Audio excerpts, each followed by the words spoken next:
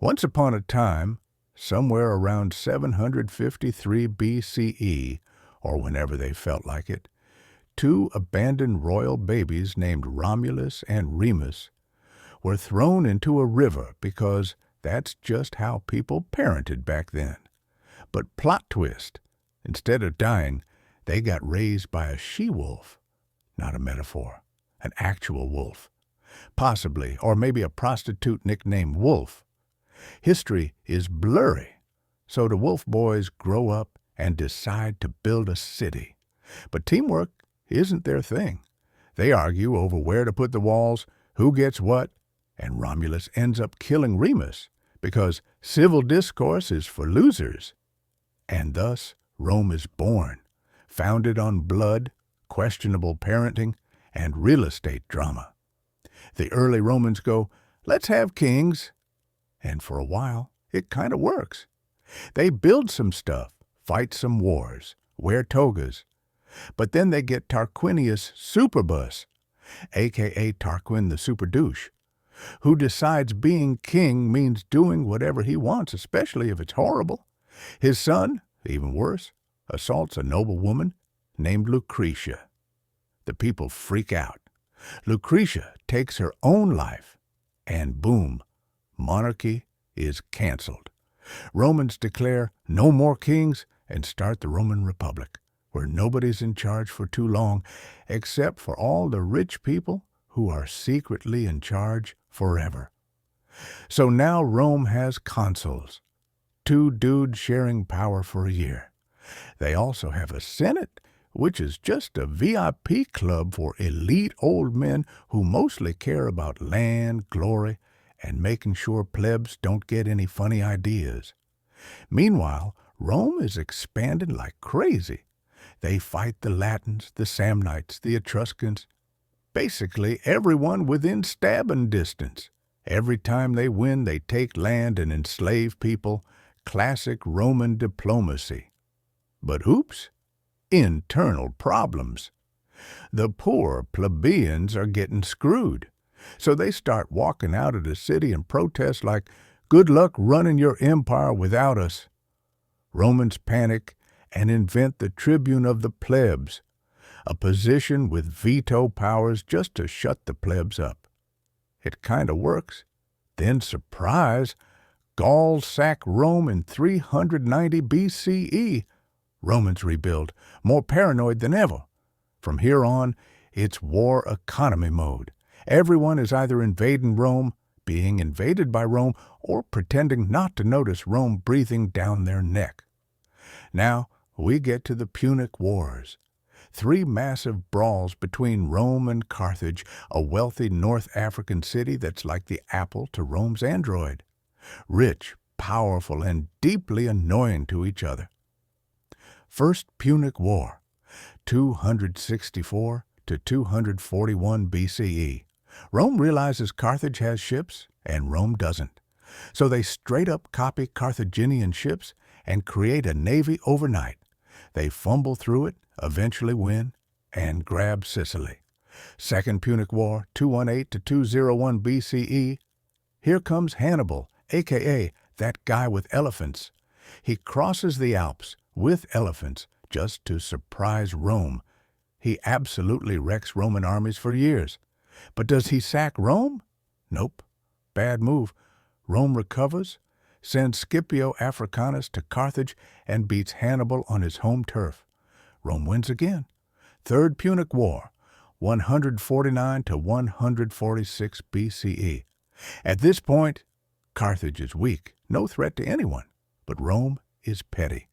So they attack again, destroy the city, kill or enslave everyone, and, just to be dramatic, salt the earth so nothing grows.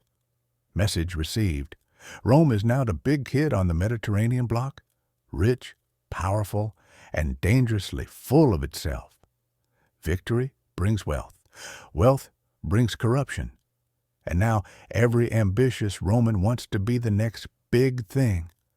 Enter the age of populares versus optimates, politicians pretending to care about the people versus old-school conservatives pretending to care about Rome.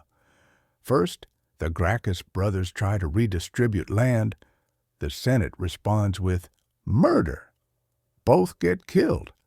Then comes Gaius Marius, a general who lets poor people join the army in exchange for loot. Now soldiers are loyal to generals, not Rome. Big red flag. Then Sulla shows up, marches on Rome, which you're not supposed to do, kills his enemies, and becomes dictator just for a bit. Spoiler, it's not just for a bit. Rome is officially a political dumpster fire, full of power grabs, civil wars, and murder via Senate. Now comes Julius Caesar, ambitious, charming, terrifyingly effective. He joins up with Crassus, Mr. Moneybags, and Pompey, top general, to form the first triumvirate. Together, they run the Republic like a private startup. Caesar heads to Gaul, spends a decade conquering it, writes a best-selling memoir, basically a 10-volume humble brag. Meanwhile, Crassus dies doing dumb stuff in the East, and Pompey turns on Caesar. The Senate tells Caesar, come home, but without your army. Caesar crosses the Rubicon with army anyway. Rome has an aneurysm. Caesar defeats Pompey, becomes dictator for life, builds stuff, reforms laws, throws parties, gives out free bread. People love him. Senate, not so much. 44 BCE. Caesar gets stabbed 23 times in the Senate. His dying words, probably not. Et tu, brute. But hey, it's catchy. Republic, dead. Caesar, very dead. Next up, revenge. Cue the second triumvirate, Octavian, Caesar's adopted son, Mark Antony, Caesar's loyal pal, and Lepidus, some guy. They hunt down Caesar's killers, divide the empire, and immediately start backstabbing each other.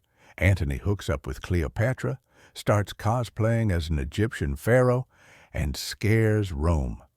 Octavian uses this PR nightmare to brand Antony as a traitor. Big naval battle at Actium. Cleopatra and Antony lose, panic, and both unalive themselves dramatically. Octavian becomes the one and only boss. Senate gives him the title Augustus, meaning majestic, kind of holy, don't argue with him.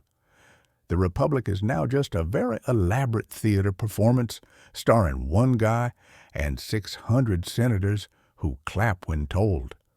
Rome becomes an empire. Augustus builds roads, aqueducts, temples, and the Pax Romana begins. 200 years of sort of peace, if you ignore the invasions, slavery, and mass crucifixions. Pax Romana is rolling, and emperors are lining up. Some are decent. Some are disasters wearing laurel wreaths. Tiberius starts fine, ends up paranoid, hides on an island, maybe orders murders via messenger boy.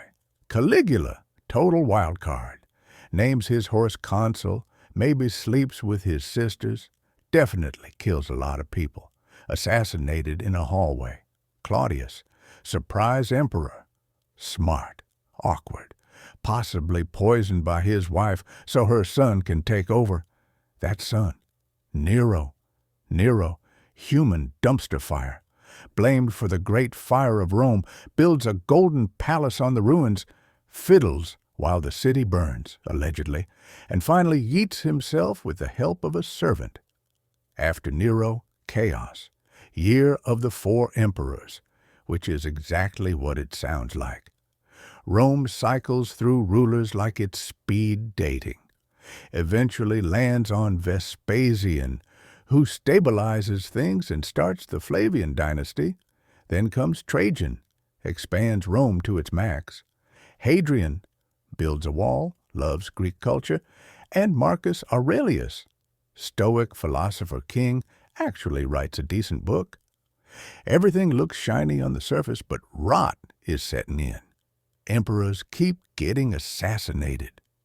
Army is overextended. Plagues, inflation, corruption, all the greatest hits. Then comes Diocletian, who says, Let's fix this by splitting the empire in two, east and west. Sounds smart, kind of works, until it doesn't. In the west, a carousel of weak emperors and barbarian invasions. In the east, stronger, richer, becomes Byzantium and survives for another 1,000 years. Cheat code? Speak Greek. It's 476 CE. Rome is broke. Army is mostly mercenaries. Morale is in the sewer. Enter Odoacer, a Germanic general who's just done with the whole charade. He boots the last Roman emperor, Romulus Augustulus. Yes, the kid was named after both the founder and the fall. Nice touch. Nobody even fights back. Rome just fizzles. The Roman Empire in the West is done. Dead. Bye. But the legacy? Oh, it thrives. Roman law, Latin language, Roman roads, arches, plumbing, the Catholic Church, basically cosplay Rome with incense. Every European monarch for the next 1,500 years claiming to be the new Rome. Even today, when empires rise and fall, someone always says, it's just like Rome. Because it kind of is. Rome didn't fall in a day. It tripped, staggered, punched itself in the face a few times, slipped on blood and marble, and eventually collapsed under the weight of its own ego. But while it lasted, it reshaped the world and left us with one universal truth. If you build an empire without chill, it will eventually burn, possibly while someone fiddles.